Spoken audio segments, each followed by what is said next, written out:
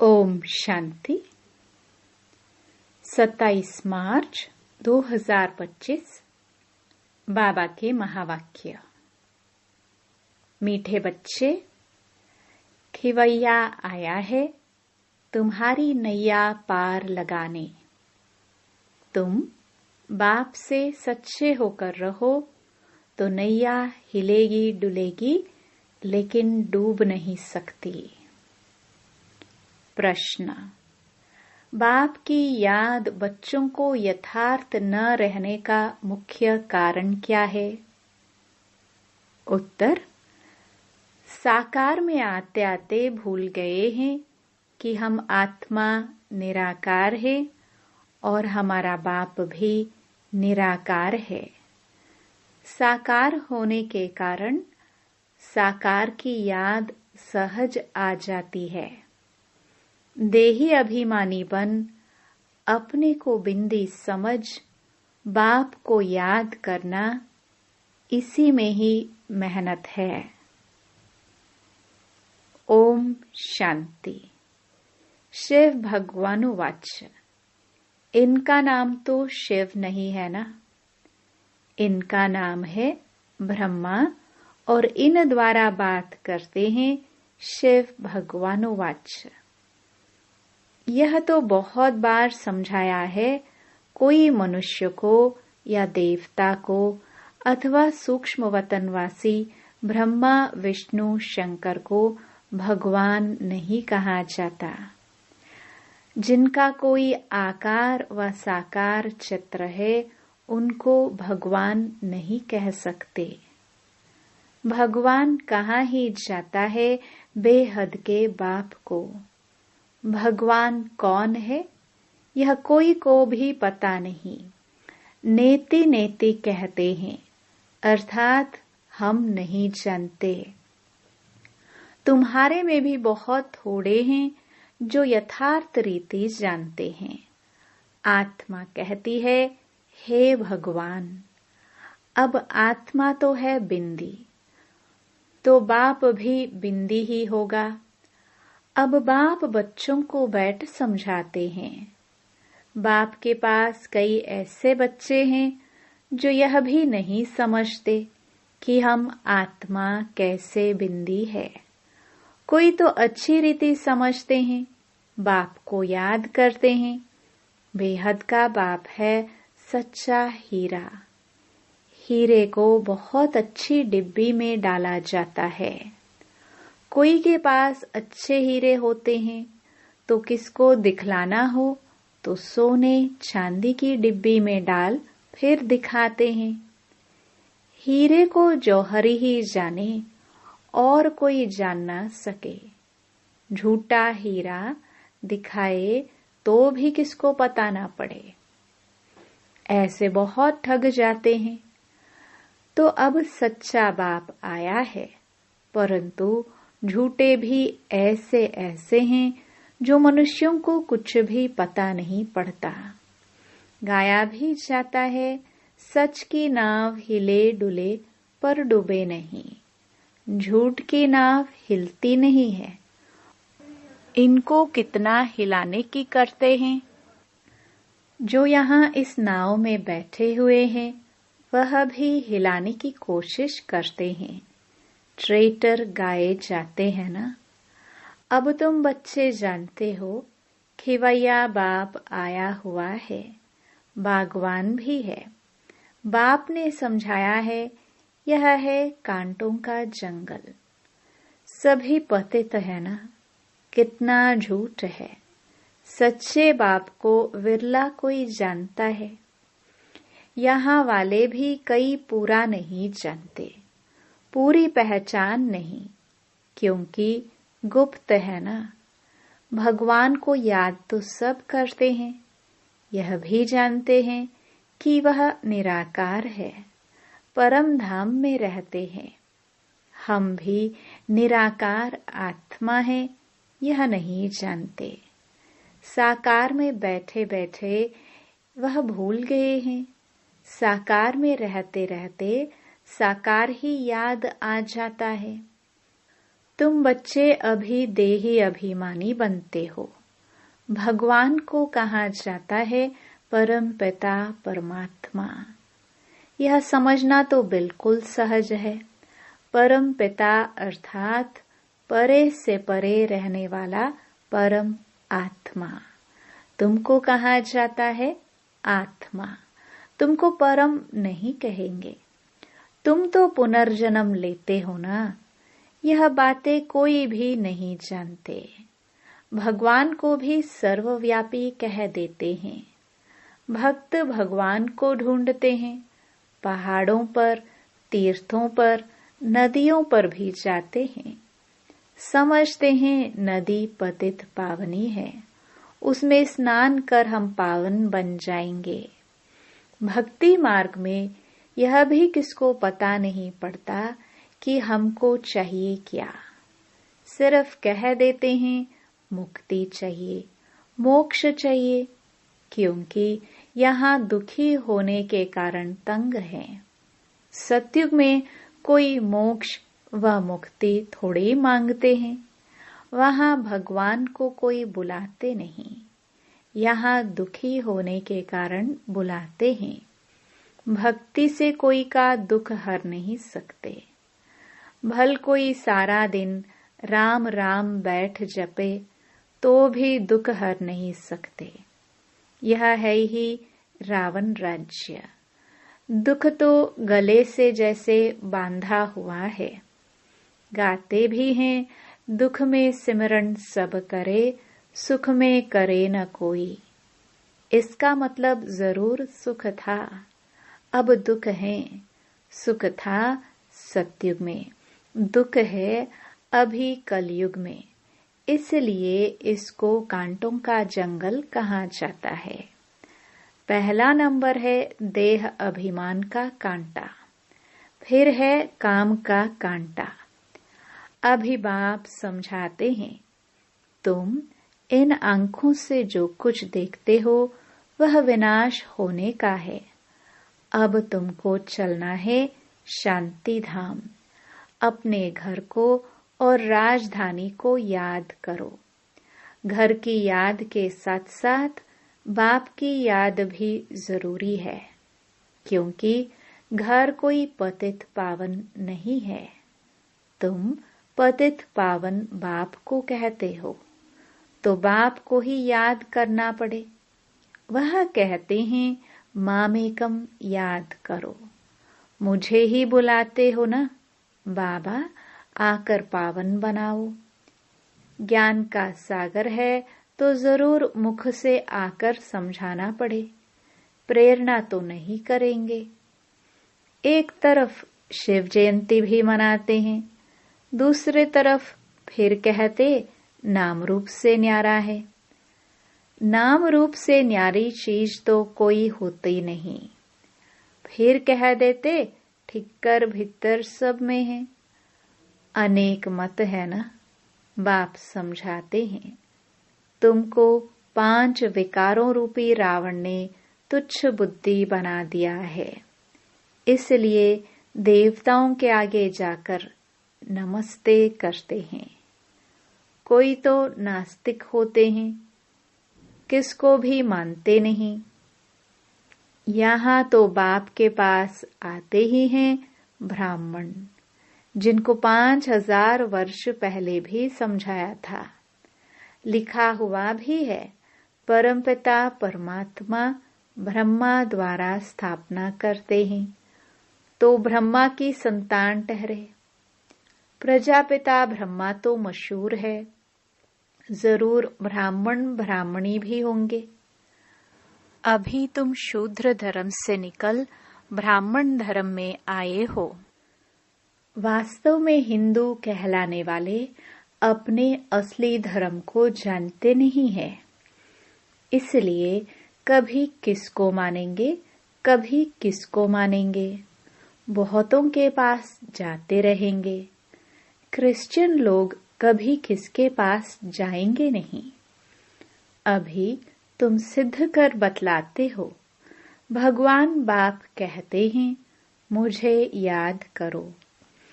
एक दिन अखबारों में भी पढ़ेगा कि भगवान कहते हैं, मुझे याद करने से ही तुम पतित से पावन बन जाएंगे। जब विनाश नजदीक होगा तब अखबारों द्वारा भी यह आवाज कानों पर पड़ेगा। अखबार में तो कहां-कहां से समाचार आते हैं ना, अभी भी डाल सकते हो।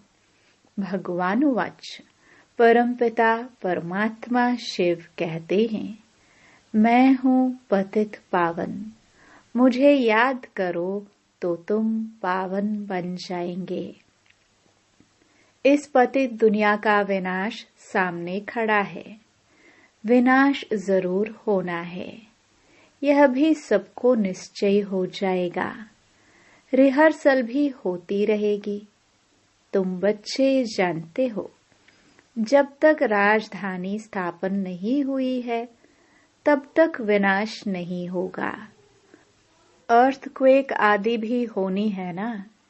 एक तरफ बॉम्ब्स फटेंगे, दूसरी तरफ नेचुरल कैलामिटीज भी आएंगी। अन्न आदि नहीं मिलेगा, स्टीमर नहीं आएंगे, फैमिन पड़ जाएगा, भूख मरते मरते खत्म हो जाएंगे। भूख हड़ताल जो करते हैं वह फिर कुछ न कुछ जल व माखी, शहद आदि लेते रहते हैं। वजन में हल्के होते जाते हैं। यह तो बैठे बैठे अचानक अर्थक्वेक होगी, मर जाएंगे। विनाश तो जरूर होना है। साधु संत आदि ऐसे नहीं कहेंगे कि विनाश होना है, इसलिए राम राम कहो। मनुष्य तो भगवान को ही नहीं जानते हैं। भगवान तो खुद ही अपने को जाने और न जाने कोई। उनका टाइम है आने का, जो फिर इस बूढ़े तन में आकर सारे सृष्टि के आदि मध्य अंत का नॉलेज सुनाते हैं। तुम बच्चे जानते हो, अभी वापस जाना है। इसमें तो खुशी होना चाहिए। हम शांति धाम जाते हैं। मनुष्य शांति ही चाहते हैं, परंतु शांति कौन देवे? कहते हैं ना, शांति देवा। अब देवों का देव तो एक ही ऊंच ते ऊंच बाप है। वह कहते हैं, मैं तुम सबको पावन बनाकर ले जाऊंगा, एक को भी नहीं छोड़ूंगा। ड्रामानुसार सबको जाना ही है। गाया हुआ है, मच्छरों सदृश सब आत्माएं जाती हैं। यह भी जानते हैं, सतयुग में बहुत थोड़े मनुष्य होते हैं। अभी कलयुग अंत में कितने ढेर मनुष्य है, फिर थोड़े कैसे होंगे? अभी है संगम। तुम सतयुग में जाने के लिए पुरुषार्थ करते हो। जानते हो यह विनाश होगा। मच्छरों सदृश आत्माएं जाएंगी, सारा झुंड चला जाएगा। सतयुग में बहुत थोड़े रहेंगे। बाप कहते हैं, कोई भी देहधारी को याद नहीं करो। देखते हुए हम नहीं देखते हैं। हम आत्मा है। हम अपने घर जाएंगे। खुशी से पुराना शरीर छोड़ देना है। अपने शांति धाम को याद करते रहेंगे तो अंतमति सोगति हो जाएगी।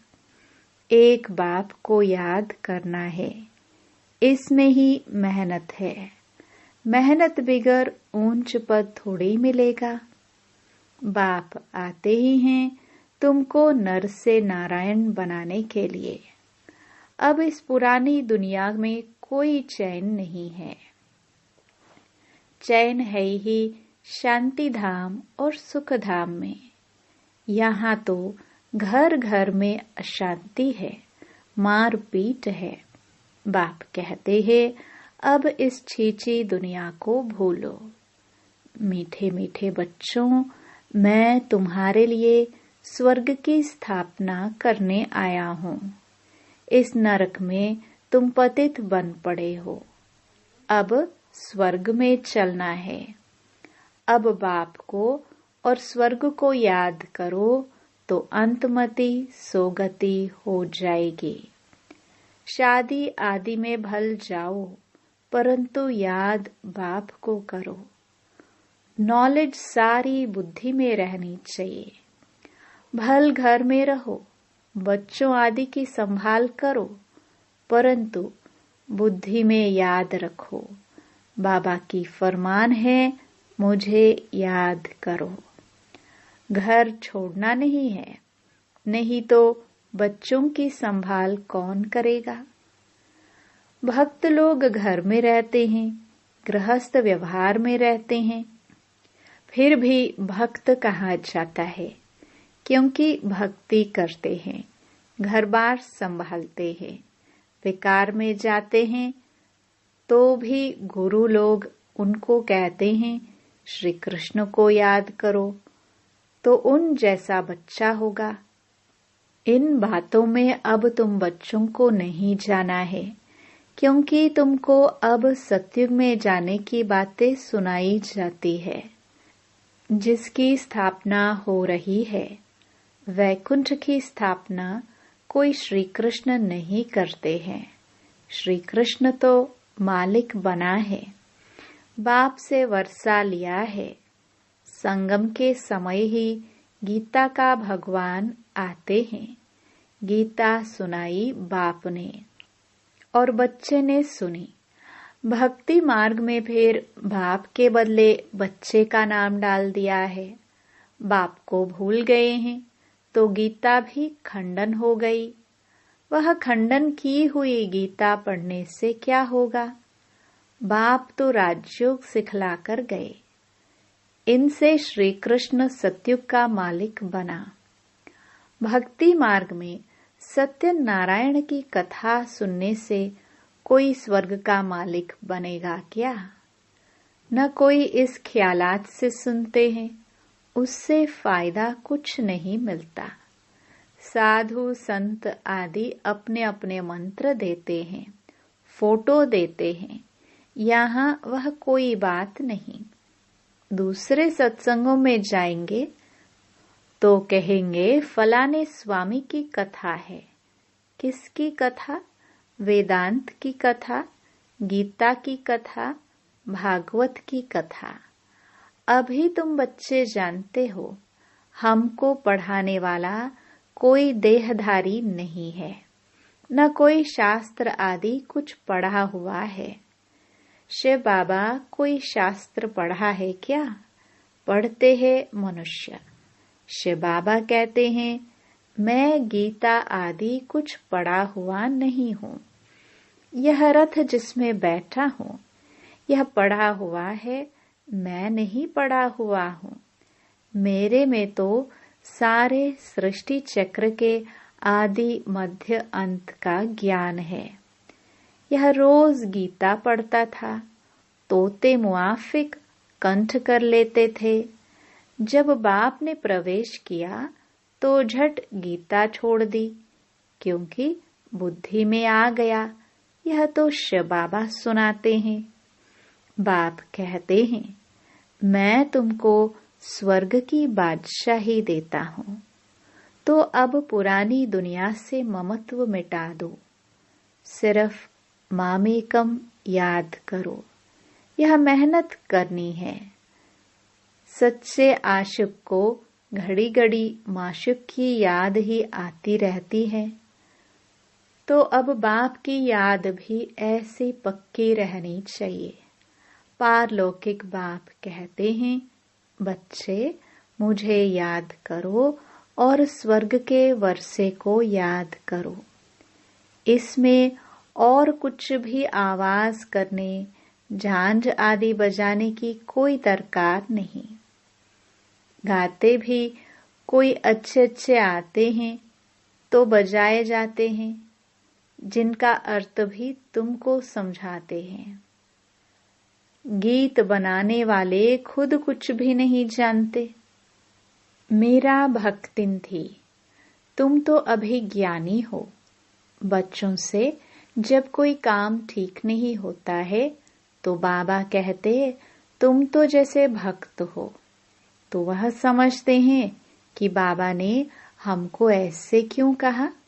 बाप समझाते हैं, बच्चे अब बाप को याद करो, पैगंबर बनो, मैसेंजर बनो। सबको यही पैगाम दो कि बाप और वर्षे को याद करो तो जन्म जन्मांतर के पाप भस्म हो जाएंगे। अब वापस घर जाने का समय है। भगवान एक ही निराकार है, उनको अपनी देह है नहीं।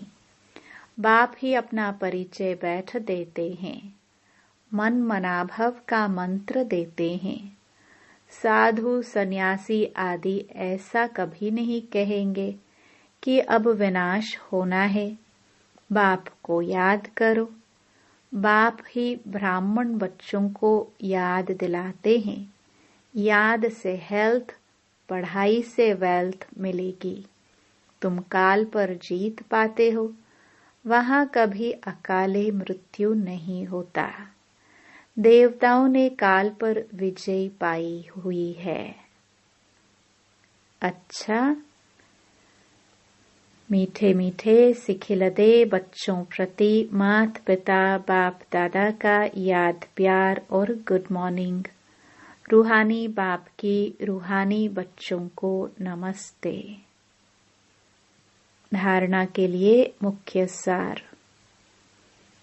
पहला, ऐसा कोई कर्म नहीं करना है जो बाप द्वारा भक्त का टाइटल मिले।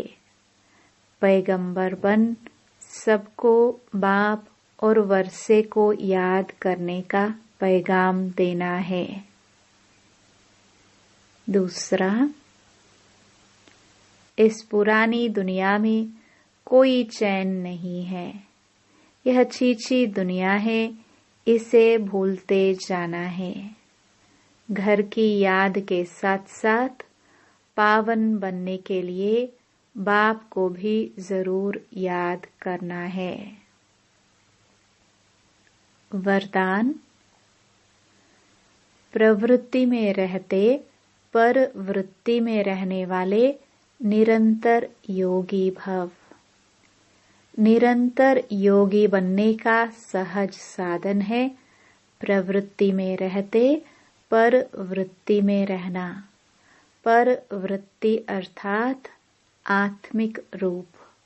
जो आत्मिक रूप में स्थित रहता है वह सदा न्यारा और बाप का प्यारा बन जाता है। कुछ भी करेगा लेकिन यह महसूस होगा जैसे काम नहीं किया है लेकिन खेल किया है। तो प्रवृत्ति में रहते आत्मिक रूप में रहने से सब खेल की तरह सहज अनुभव होगा। बंधन नहीं लगेगा।